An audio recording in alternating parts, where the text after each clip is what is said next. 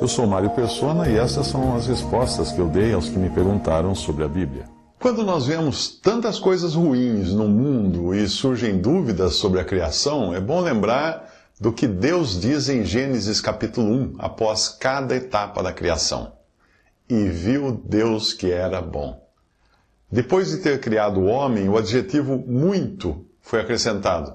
E viu Deus tudo quanto tinha feito, e eis que era muito bom. Gênesis 1:31.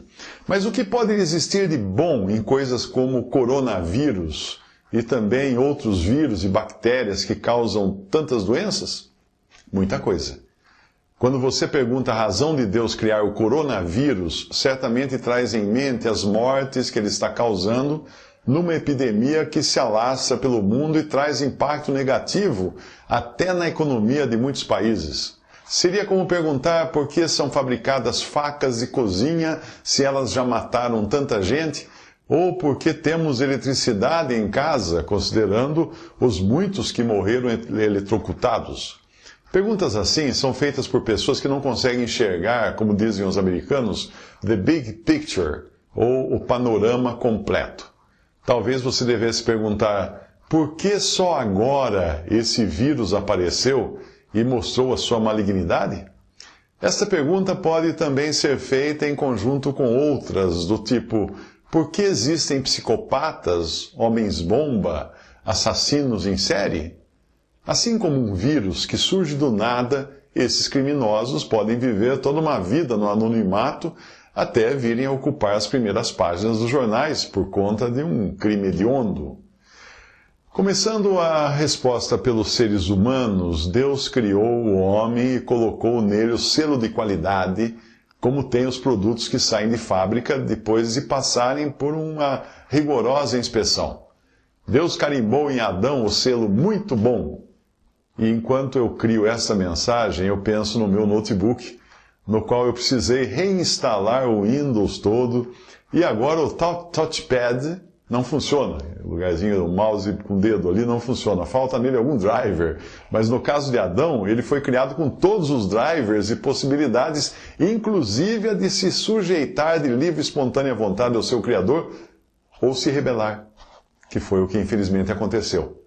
Quando você entende isso, entende também que o psicopata, o homem-bomba, o serial killer, do meu exemplo, não são uma criação de Deus no seu estado original. Eles surgiram em razão de uma mutação maligna ocorrida no protótipo.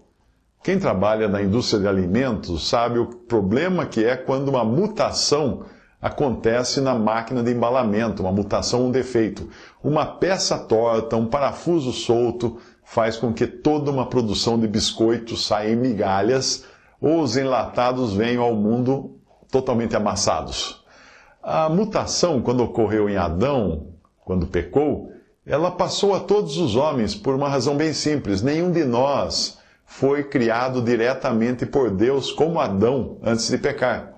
Nós somos meros produtos da máquina adâmica, da qual saíram todos os seres esmigalhados como os biscoitos ou amassados como as latas de ervilha.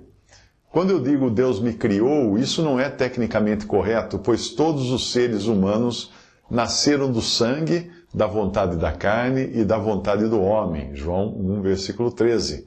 Apenas Adão e os anjos foram criados um a um diretamente por Deus.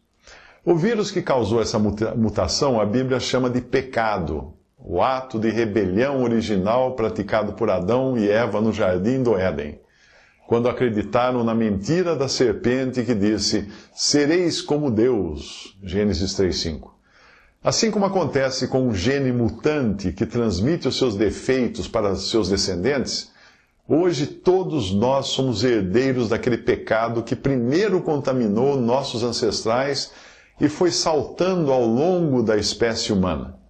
E nem adianta você dizer que é diferente de outros pecadores, como o psicopata, ou terrorista, ou o serial killer, porque nós somos todos farinha do mesmo saco.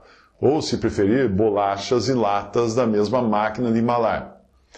Para alguns, apenas não surgiu a ocasião que faz o ladrão. A menos que você duvide do que o Senhor Jesus disse e depois o apóstolo Paulo escreveu. porque do coração procedem os maus pensamentos, mortes, adultérios, prostituição, furtos, falsos testemunhos, blasfêmias. Pois já dantes demonstramos que tanto judeus como gregos todos estão debaixo do pecado. Como está escrito, não há um justo, nem um sequer. Não há quem entenda, não há quem busque a Deus. Todos se extraviaram e juntamente se fizeram inúteis. Não há quem faça o bem, não há nenhum só.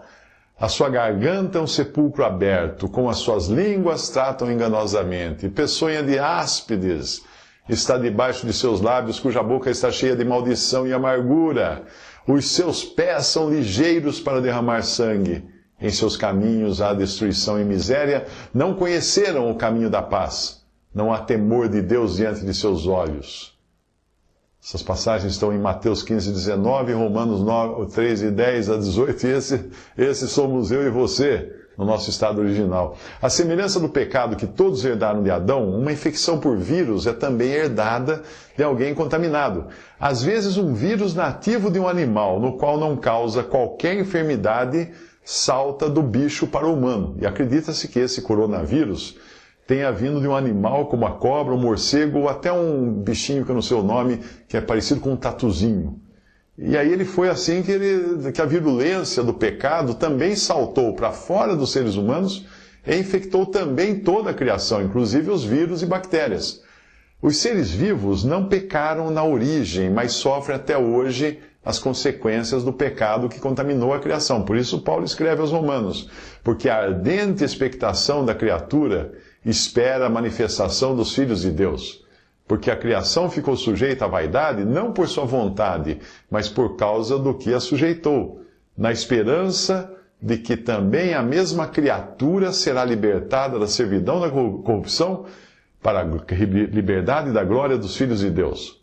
Porque sabemos que toda a criação, geme e está juntamente com dores de parto até agora. E não só ela, mas nós mesmos, que temos as primícias do Espírito, também gememos em nós mesmos e esperando a adoção, a saber, a redenção do nosso corpo. Romanos 8, 19 e 23. Portanto, toda a criação, inclusive vegetais, tudo que você vê à sua volta, ficou contaminado pelo vírus do pecado.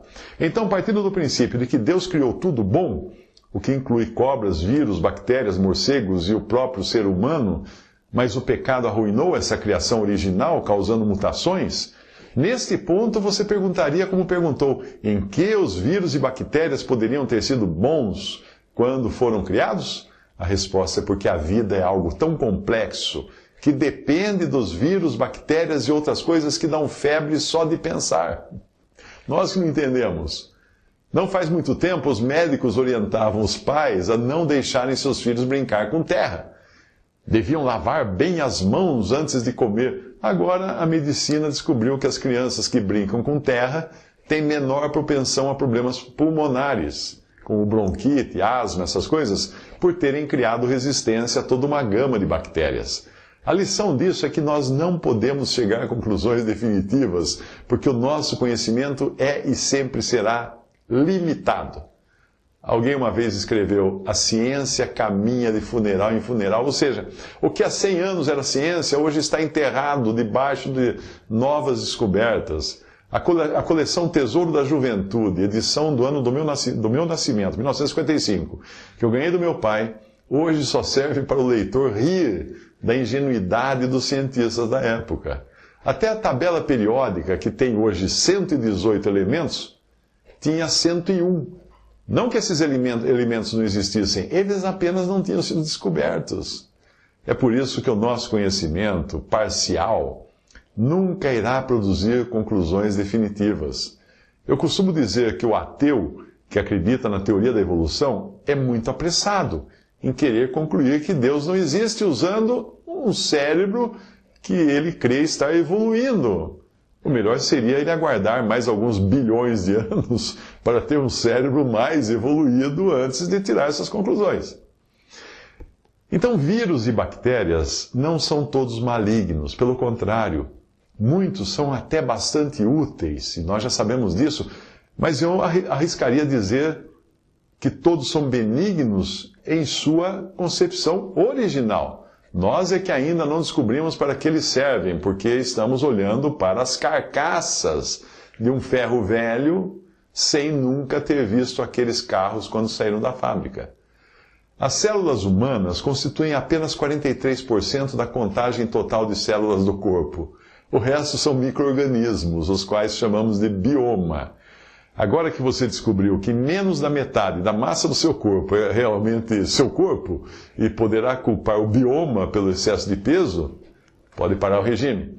Mas é melhor não tentar se livrar desses bichinhos para perder peso, porque o efeito seria o mesmo que convidar os amigos para ir ao bar, beber suco de cevada, fazer tim-tim com refresco de vinho, ou de uva, não é melhor?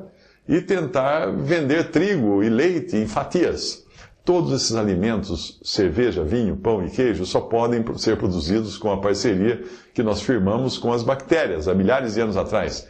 Em anos recentes, nós passamos até a tomar concentrados de bactérias para equilibrar as funções do organismo, pois a medicina descobriu que muitas doenças são causadas não pelas bactérias, mas pela ausência das bactérias no nosso organismo. Então eu não tenho medo de afirmar que Deus criou tudo bom, inclusive as bactérias, ainda que algumas tenham se transformado em ovelhas negras da família e passaram a agir como psicopatas que só pensam em matar e destruir. E os vírus?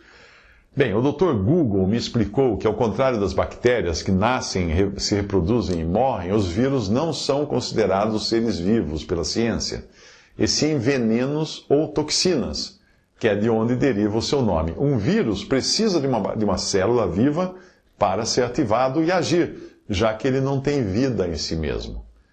Os cientistas acreditam que eles fazem parte das muitas variáveis que possibilitam a existência de vida no planeta. Se alguma sonda que pousou em Marte enviar a notícia de que foram descobertos vírus no planeta, a ciência dará pulos de alegria, pois os vírus fazem parte da complexa estrutura que possibilita a vida e a variedade das espécies. Se você acha estranho eu dizer isto, é só pesquisar sobre terapia genética ou geneterapia, uma nova área da medicina que começou a ser desenvolvida a partir dos anos 80, com a descoberta na área da genética, as descobertas na área da genética, e nos anos 90 passou a ser aplicada no tratamento de doenças congênitas. Essa terapia consiste num tratamento que utiliza um vírus para causar uma mutação no gene deficiente e curar essa deficiência. A descrição que eu encontrei na web é esta: certos vírus são frequentemente usados como vetores porque podem entregar o novo gene infectando a célula. Os vírus são modificados para não causar doenças quando usados em pessoas.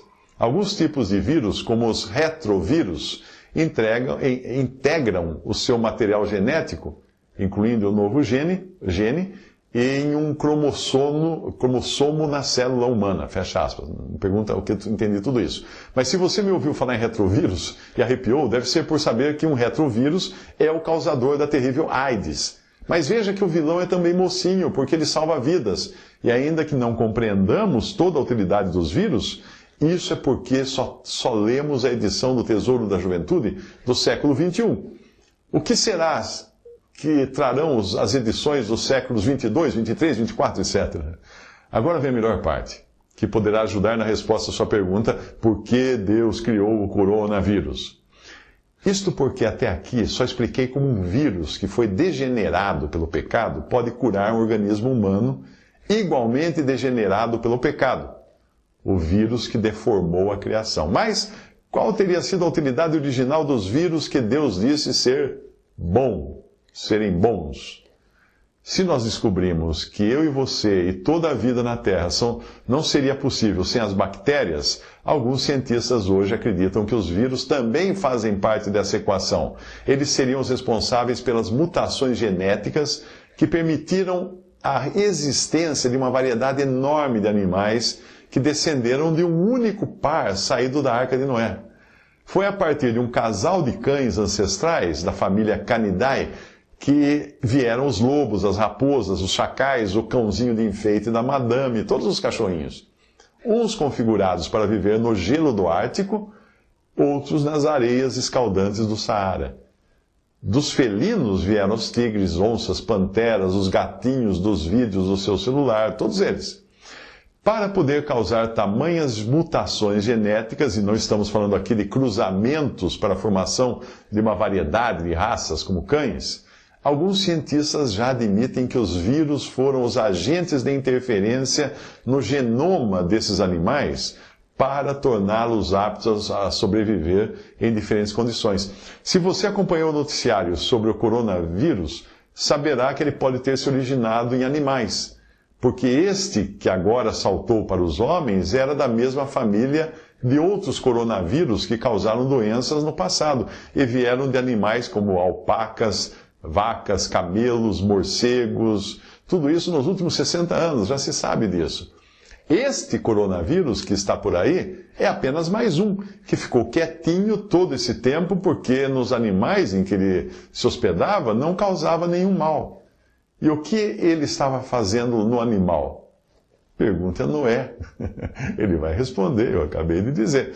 Mas como desgraça pouco é bobagem, toda epidemia causada por um vírus vem acompanhada de uma epidemia de desinformação viral. É em tempos assim que você passa a receber dezenas de mensagens dizendo que a garrafada que o Zé do Boteco faz mata coronavírus, AIDS e unha encravada. Pois ele põe só uma cobra na garrafa de pinga e ele põe também morcego para curar. A epidemia de desinformação pega carona no terror que as pessoas têm de ficarem doentes e morrerem, sem perceberem que elas já estão contaminadas por uma epidemia muito mais antiga e mais grave que as levará à morte. Todos estão contaminados pelo pecado. Hoje pode ter até gente disposta a beber pinga com morcego, mas curiosamente são poucos os que se dispõem a aceitar a vacina que Deus oferece para o vírus do pecado, o sangue de Jesus. Essa vacina nós recebemos por fé, quando cremos que na cruz ele morreu por todos para levar sobre si os pecados daqueles que creram e creriam nele. E você, já foi vacinado com essa vacina contra o pecado? Portanto, como por um homem entrou o pecado no mundo e pelo pecado a morte, assim também a morte passou a todos os homens, por isso que todos pecaram. Se dissermos que não temos pecado, enganamo-nos a nós mesmos e não há verdade em nós. Se confessarmos os nossos pecados, ele é fiel e justo para nos perdoar os pecados e nos purificar de toda injustiça. Porque Deus amou o mundo de tal maneira que deu o seu Filho unigênito para que todo aquele que nele crê não pereça, mas tenha a vida eterna. Isso tudo em Romanos 5, 1 João 1 e João 3.